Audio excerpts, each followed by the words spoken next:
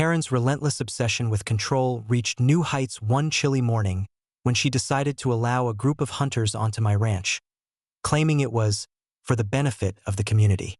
She strutted across the property, waving her clipboard and directing the hunters toward areas she assumed were fair game, completely oblivious to the fact that my ranch housed a herd of protected heritage bulls.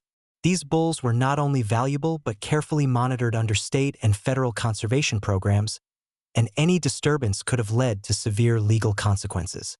Karen, as usual, had no knowledge of these protections, no understanding of the animal's behavior, and no regard for the dangers she was introducing.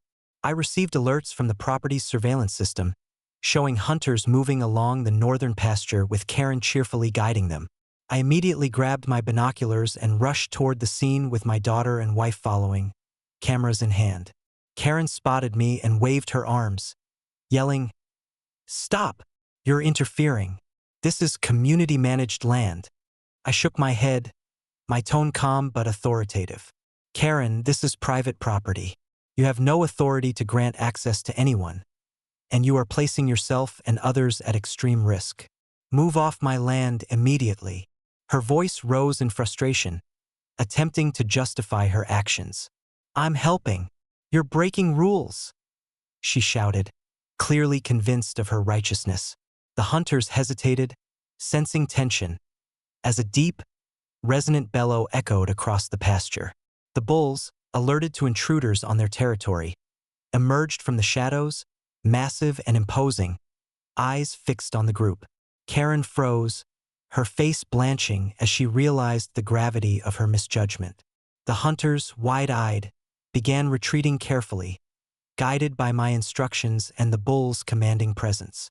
I called law enforcement, providing them with live video feeds and detailed accounts of the trespass.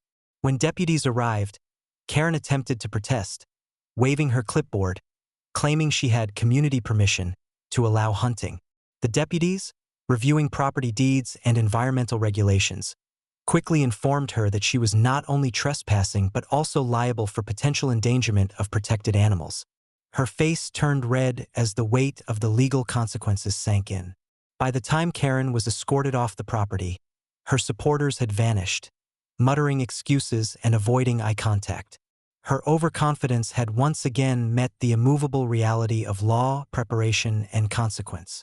Later, as I walked through the pasture with my daughter and wife, she shook her head in disbelief. "She actually let hunters onto your land?" "Yes," I said with a faint smile.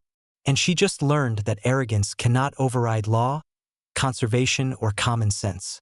The 3363 incident became yet another infamous chapter in the HOA Karen saga. She had attempted to assert authority over private property, endangered wildlife, and ignored legal protections, only to be publicly humiliated and legally exposed. Once again, her obsession with control collided dramatically with reality, proving the unshakable truth. HOA Karen always loses when arrogance meets consequence.